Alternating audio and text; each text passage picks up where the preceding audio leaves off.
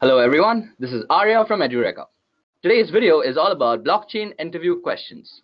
So first of all, we're going to discuss the blockchains in the market. Next, we're going to discuss the general blockchain questions that are asked in the interviews. And we're also going to go through the advanced blockchain questions. So let's begin. Now if you see this graph, you'll see that since 2013 and 14, the job positions on LinkedIn have increased with an upward curve. All these job postings have been across multiple job segments.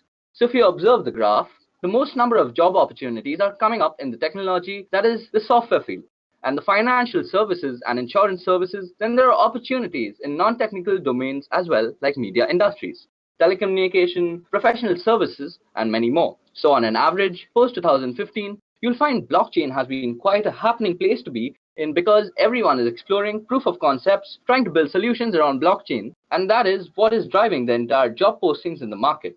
Now just to look at the forecast, going by the past trends, you see that what you see today is nothing compared to what we're going to see in the next 7 years. So in the next 7 years, the number of jobs in blockchain are going to grow by 16 times, which is quite a big number. So this is an opportunity. I personally feel that this is the right time to be in this field. And if you see on the right side of the slide, you'll find that if you know blockchain, there are 14 jobs for you. So that is quite a mismatch in the demand and supply. Alright, so let's come to the next part. I have divided the interview questions into two parts, namely advanced and general. We'll start with some of the basics but important questions asked in blockchain interviews. Then we'll move on to the more advanced interview questions. So let's get started with the general interview questions. So the most basic question is, what do you know about blockchain? And the answer to that is, blockchain is a decentralized distributed database of immutable records, where transactions are protected by strong cryptographic algorithms and the network status is maintained by a consensus algorithm. Now the blockchain is devised in such a way that to access any previous transaction, you have to traverse from the last created block to the block whose data you want to access. Now the second question is, what is the principle on which blockchain technology is based on? The answer to that is, basically, we can say that blockchain is a subset of distributed ledger technology. So we can say that all blockchains are DLTs, but all DLTs are not exactly blockchains. Moving on to the next question, what are the different types of blockchains that are available? So basically, at a high level, there are three different types of blockchains.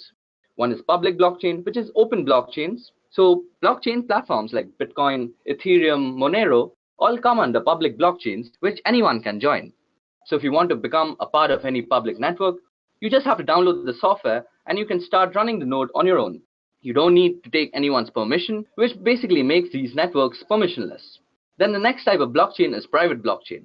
All permissions are kept centralized to an organization. Private blockchains allow only specific people in the organization to verify and add transactions to blocks, but everyone on the internet is generally allowed to view them. Some of the examples are multi-chain, block stacks, and so on. Now the third type of blockchain is called consortium. This is also a type of private blockchain, but this is managed by a group of individuals or by a consortium of members. Only predefined set of nodes have access to write the data or a block. Hyperledger is the most popular example of a consortium blockchain. Moving on to the next question, which is, why is blockchain called a trusted approach?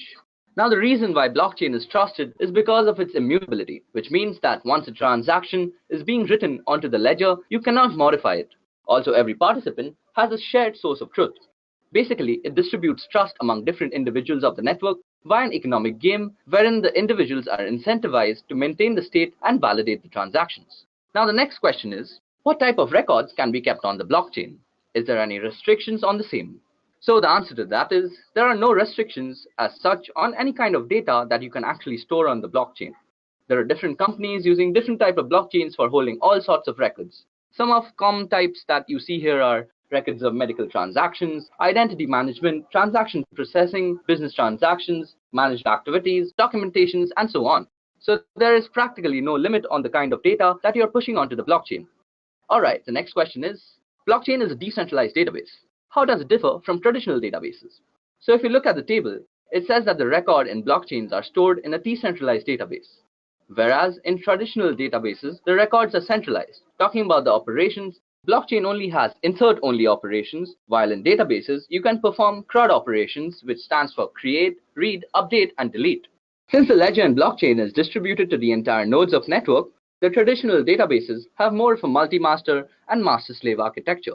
Then there is consensus amongst the peers for coming to an agreement on the outcome of transactions, whereas in traditional databases, there is two-phase commit. Also, since blockchain is an open network, anybody can validate the transaction across the network.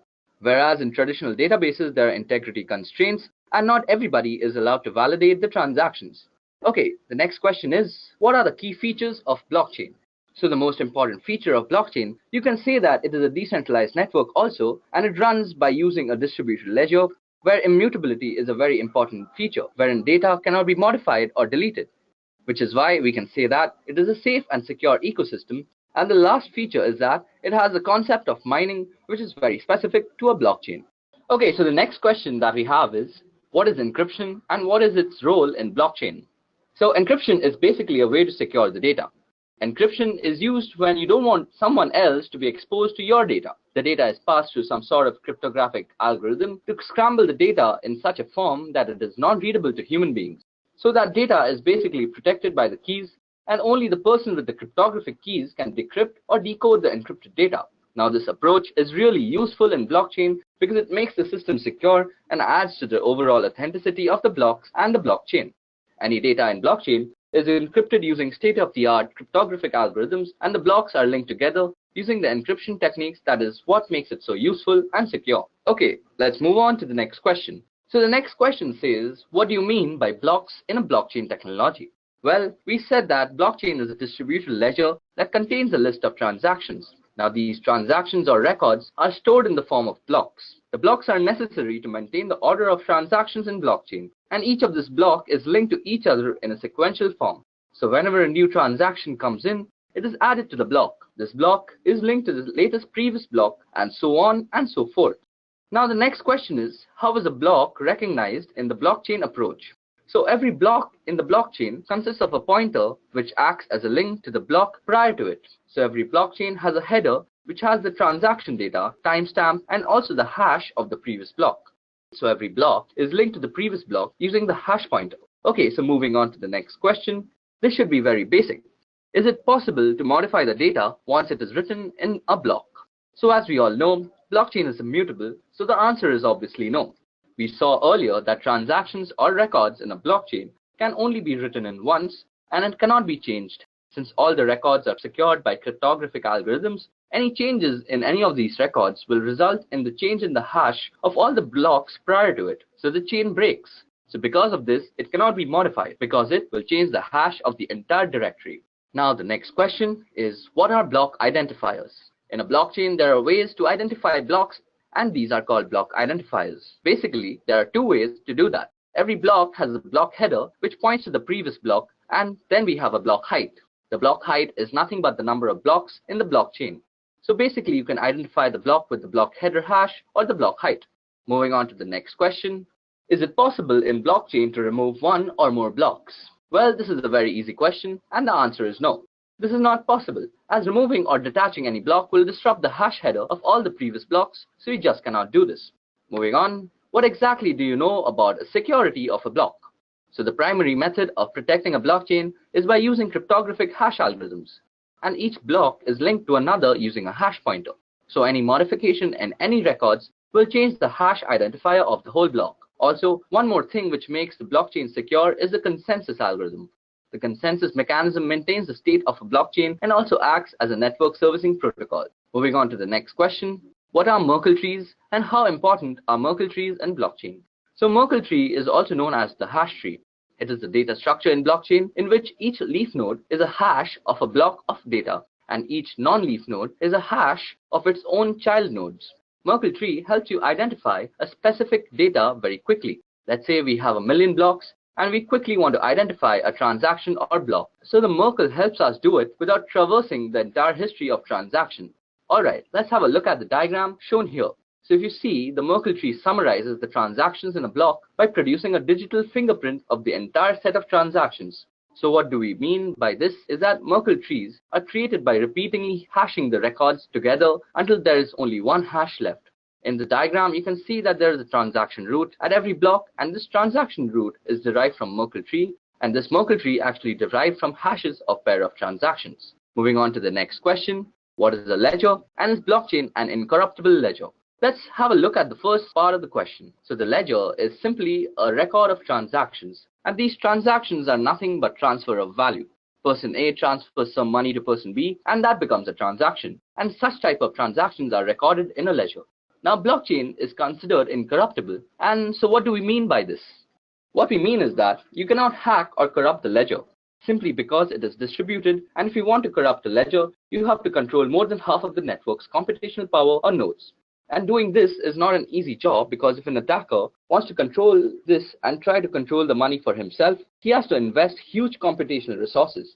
So should it happen? Basically, if someone has control of more than 51% computing power in a network, that person would take every precaution to avoid being noticed. But the resources required to take control of such a system is huge. But it is near impossible for one person or community to have such huge computational power. Alright, so let's move ahead. So the next question is, name the common type of network systems that are extensively being used in various applications. So there are three types of network systems. One, you have a centralized network. Secondly, a decentralized, and third, a distributed type. So what happens in a centralized network is that every participant or node in the network can talk to each other only through a centralized node or server. You can see that from the leftmost diagram. If you look at the second one, it represents a decentralized network. So instead of nodes talking to one single server, you can actually group nodes such that few of them have single centralized server, and each of these centralized servers talk to each other. Now in a network like Bitcoin and Ethereum, where we say that it is a distributed network, what happens is that every node talks in a peer-to-peer manner. There is no centralized server of any kind in the system at all. Moving on to the next question, how is a blockchain ledger different from the ordinary one? So in a blockchain, same copy of ledgers exists in the entire network, while in the ordinary system, the ledger may or may not be the same. In blockchain, you only have options to create and read, whereas in ordinary ledgers, you can perform all CRUD options. Now, these are some of the basic differences between blockchain and ordinary ledgers. Moving on to the next question, and this is a very interesting one, which says, what do you mean by mining? So, mining is the process of transaction verification and adding those transactions to the block. Now, how does this happen? So, there are special nodes called miners which use state-of-the-art cryptographic algorithms to validate the transaction across the network and add these transactions to the block. Okay, so moving on to the next question again. A distributed digital ledger is used for recording transactions on a blockchain. What does the system rely on? So the answer to that is, when we say that what we are recording transactions in a distributed ledger, the underlying network is basically composed of different nodes. So the system relies on the nodes or the full nodes and the mining nodes, which are responsible for maintaining the security and smooth running of the system. Next question, can you explain the components of a blockchain system? Okay, so the answer is pretty simple. The basic components in a blockchain ecosystem are the shared ledger, which is the digital ledger distributed among the peers. And then there is a node application which you install and run on a computer to become a part of a particular blockchain network. Then there is a virtual machine where the instructions are implemented and every participant in the ecosystem runs that virtual machine. Lastly, of course, there is a consensus mechanism which is implemented as a part of the node application. It provides the rule for how the ecosystem will arrive at a single view of the ledger. Moving on to the next question, we have state the difference between how proof of work and proof of stake. So we have properties of proof of work and proof of stake. In proof of work, the probability of mining a block depends on the amount of work a miner does for validating the mining of a block, whereas proof of work has stakeholders and they validate new blocks by utilizing their share of coins on the network. Next point is that proof of work takes more energy than proof of stake, which is why Ethereum is gradually shifting to the proof of stake consensus mechanism. Proof of work takes up computer speed for mining blocks, while in proof of stake, user needs to own a majority of coins in order to attack the network. Moving on to the next question, name some of the popular platforms for developing blockchain applications.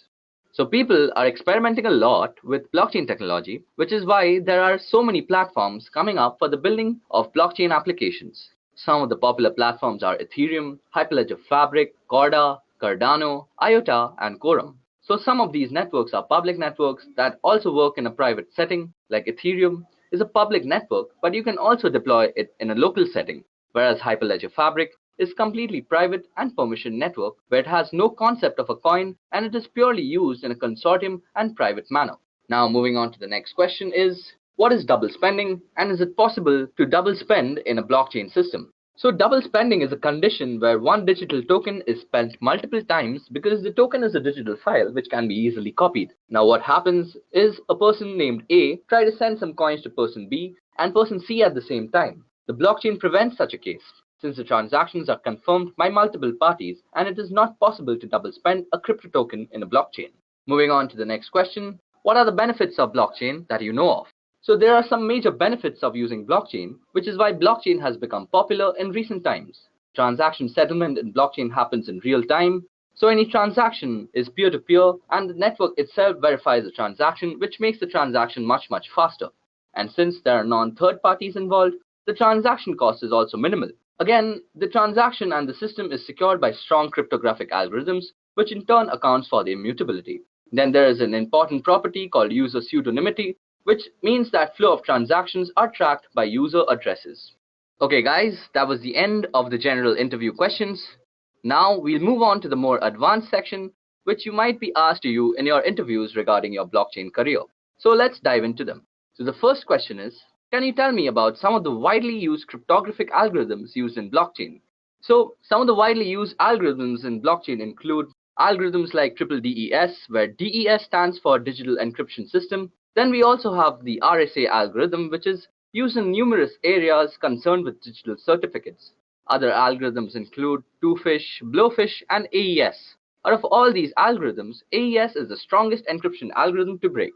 Moving on to the next question, we have, what do you know about forking in blockchain, and name the types of forking? Okay, so at the most basic level, a fork is what happens when a blockchain diverges into two potential paths forwards, either with regards to a network transaction history or new rule in deciding what makes a transaction valid. But forks can also be willingly introduced into the network. This occurs when developers seek to change the rules the software uses to decide whether a transaction is valid or not. Forking in each and every blockchain is different and based on the design architecture and use case for which the chain is meant for. So essentially, there are two types of forking. The first kind is a soft fork, and this means that in any change is backwards compatible. Then we have a hard fork, and in this the software upgrade that introduces a new rule to the network is incompatible with the older software. Okay, so the next question is, explain the significance of blind signatures and how it is useful. So let's tackle the first part of the question first. So a blind signature in cryptography is when digital signature is generated for a certain content, with the content itself being disguised or blinded. This generated blind sign can be verified against the original unblinded messages using conventional decryption techniques. The message is blinded by the author and signed by a different party. This system is generally deployed in privacy-related protocols, for example, electoral processes, polling campaigns, digital caching systems, etc. So moving on to the next question, which is, what is secret sharing and does it have any benefit in blockchain technology? So secret sharing, also called secret splitting, refers to methods for distributing a secret amongst a group of participants, each of whom is allocated a share of the secret. The secret can be reconstructed only when a sufficient number of possibly different types of shares are combined together. Individual shares are of no use on their own. Secret sharing essentially allows data to be stored in a decentralized way across n parties such that any k parties can work together to reconstruct the data. But k1 parties cannot recover any information at all. N and k can be set to any values desired. All it takes is a few simple parameters tweaks in the algorithm. Now it has its benefits in blockchain technology, as it allows private content to be divided into small parts and be sent to the destination on a decentralized network. So moving on to the next question, which is, can you explain what are off-chain transactions? So off-chain transactions refer to those transactions occurring on a cryptocurrency network which move the values outside the blockchain. Due to their zero or low cost, off-chain transactions are gaining a lot of popularity, especially among large participants. Off-chain transactions can be better understood when compared to on-chain transactions.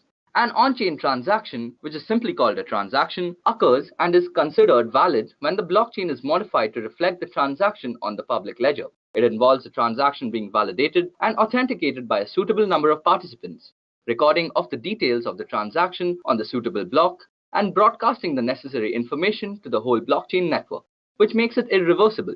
This kind of transaction can be reversed only after a majority of the network's hashing power comes to an agreement. Essentially, every step linked to an on-chain transaction occurs on the blockchain and the blockchain status is modified to reflect the occurrence and validity in the transaction. In contrast, an off-chain transaction takes the value outside the blockchain. It can be executed using multiple methods. Okay, so moving on to the next question, which states, what do you mean by anonymity and pseudonymity in cryptocurrencies? Well, an anonymity network enables users to access the network while blocking any tracking or tracing of their identity on the internet. This type of online anonymity moves internet traffic through a worldwide network of volunteer servers. Anonymity networks prevent traffic analysis and network surveillance, or at least make it very difficult. A good example of this is Zcash. Now, let's discuss pseudonymity. So sometimes it is desired that a person can establish a long-term relationship with some other entity without necessarily disclosing personal identifying information to that entity. In this case, it may be useful for the person to establish a unique identifier called a pseudonym with other entities. Examples of pseudonyms are pen names, nicknames, credit card numbers or student numbers, bank account numbers, etc. Well, for a blockchain, it is mostly the block address or the account address. A pseudonym enables the other entity to link different messages from the same person and thereby to establish a long-term relationship. Now let's move on to the next question, which says, how does peer discovery work in a P2P network? So the answer to that is, on a decentralized network, when a node boots up, it has no idea about the network. Since there is no centralized resource, the most practical way would be to connect to the first discoverable node. This has certain drawbacks though, as the trust and integrity of that node is completely unknown. To address this problem, developers have hard-coded a list of trusted node parties into the network. When a node boots up, it initially connects to these trusted nodes and then begin their node discovery process by just connecting to the other node connected to these trusted nodes. This trusted list is a very small fraction of the entire number of systems on the network and therefore do not hurt the decentralized aspect of the entire system. Moving on to the next question, which is, what is a 51% attack? In my opinion, this is one of the most important questions when looking at a blockchain interview. So let's see the answer. So as its name implies, a blockchain is a chain of blocks, bundles of data that record all completed transactions during a given period of time. Once a block is finalized, mined, in the jargon it cannot be altered since a fraudulent version of the public ledger would quickly be spotted, rejected by the network's users. However, by controlling a majority of the computing power of the network, which is basically 51%, an attacker or group of attackers can interfere with the process of recording new blocks. They can prevent other miners from completing blocks, theoretically allowing them to monopolize the mining of new blocks and earn all of the rewards. They can block other users' transactions also. They can send transactions, then reverse it, making it appear as though they still had the coin that they just spent. This vulnerability, known as double spending, is the digital equivalent of a perfect counterfeit and the basic cryptographic hurdle the blockchain was built to overcome. So a network that allowed for double spending would quickly suffer a loss of confidence. Now moving on to the next question, which says, name organizations that can use blockchain technology. So any service that follows the current centralized architecture could implement blockchain in their business. Services that have any sort of online or financial transactions could make their process seamless with the help of blockchain. Nowadays, with private blockchain services like Hyperledger, even confidential processes regarding government and defense could be implemented through blockchain. The possibilities are really endless, and we are just on the road of discovery. Moving on to the next question, we have, what are the core requirements for a business blockchain? So let's first look at what exactly is a business blockchain. So business blockchain, as the name suggests, is a blockchain service that can be implemented for businesses mostly private in nature. In these cases, mostly a private or consortium blockchain is used. The requirements of a business blockchain are as follows. Firstly, we need a shared ledger, which is a common aspect of every blockchain. Secondly, there needs to be privacy and permissions.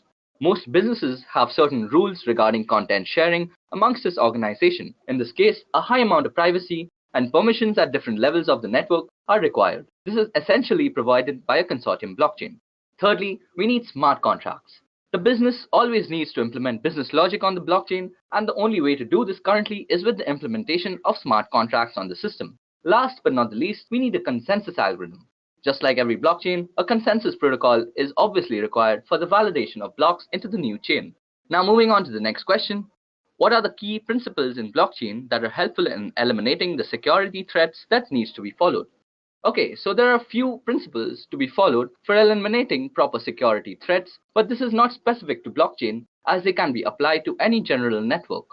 So firstly, we need to have a proper auditing process. Secondly, applications must be secured with proper role-based access control system, and there should be proper testing of every unit and the integration also. Next, the database, that is distributed ledger in this case, must be secured and encrypted using up-to-date encryption functions. Also, there should be sufficient continuity planning, and there must be ample training of the workforce to follow these best practices. Okay, so moving on to the next question, which is the blockchain different from banking ledgers? Okay, so banking uses ledgers for timestamps and transaction records just like a blockchain, but the main difference lies is in the fact that bank ledgers are not public. They're controlled by centralized authorities, that is the bank, unlike a blockchain which is completely public and open source. Moving on to the next question, can you list some of the popular consensus algorithms and why do we need different consensus mechanisms? Okay, so some of the most popular consensus mechanisms are PBFT, which stands for Practical Byzantine Fault Tolerance, Proof of Work, Proof of Stake, then there's also Proof of Burn, Delegated Proof of Stake, and Proof of Elapsed Time. Now we need different consensus mechanisms, mostly to cater to different business models. Also, new consensus mostly provide an optimization in terms of storage and performance. Other things can also be implemented like regularization requirements, implementation, performance, tokenization, security, privacy, etc. So, moving on to the next question is there any network-specific conditions for using blockchain technology in an organization? So, the only basic requirements for a network to implement blockchain is that it must be a P2P network. It helps validate the new blocks simply and helps organizations to keep up the pace in this matter without investing in third-party applications. Moving on to the next question, name the steps that are involved in the blockchain project implementations. Well, there are a total of 6 steps involved in this process. Firstly, we need to decide if we can use an existing blockchain for our purposes. For this, we need to do some requirement identification. After the requirement identification has been done, we need to screen all the ideas that have been come up while the brainstorming was being done. Next, we actually take the idea that has been chosen and implement it through some successful project development cycle. Next, we have to do some feasible study on the security and implementation. Last but not the least, we have to also take care of controlling and monitoring the project. So these are the 6 simple steps that you need to follow when deploying your blockchain project. Moving on, explain a real-life use case where blockchain is being used. So this is very easy. I have an example in front of you, which is StoreJ. So StoreJ is an open source, decentralized file storage solution. It uses encryption, file sharding, and a blockchain-based hash table to store files on a peer-to-peer network. The goal is to make cloud file storage faster, cheaper, and private. Traditionally, cloud storage solutions like Dropbox or Google Drive have limitations. While files are backed up redundantly, bandwidth from a data center or unexpected outages can restrict access to your files. There are also issues of privacy, and these companies have complete control over your files, including the ability to access them. The StoreJ project uses blockchain and peer-to-peer network to solve these problems. It distributes the files so redundancy is well established. It also guarantees you're only one who can access your files. Now moving on to the next questions, which is what are sidechains? So a sidechain is a separate blockchain that is attached to its parent blockchain using a two-way peg. The two-way peg enables interchangeability of assets at a predetermined rate between the parent blockchain and the sidechain. The original blockchain is usually referred to as the main chain, and all additional blockchains are referred to the sidechain. The blockchain platform Ardor refers to its sidechains as child chains. A user on the parent chain first has to send their coins to an output address, but the coins become locked so the user is unable to spend them elsewhere. Once the transaction has been completed, a confirmation is communicated across the chains, followed by a waiting period for extra security. After waiting the period, the equivalent number of coins is released on the sidechain, allowing the user to access and spend them there. The reverse happens when moving back from a sidechain to the main chain.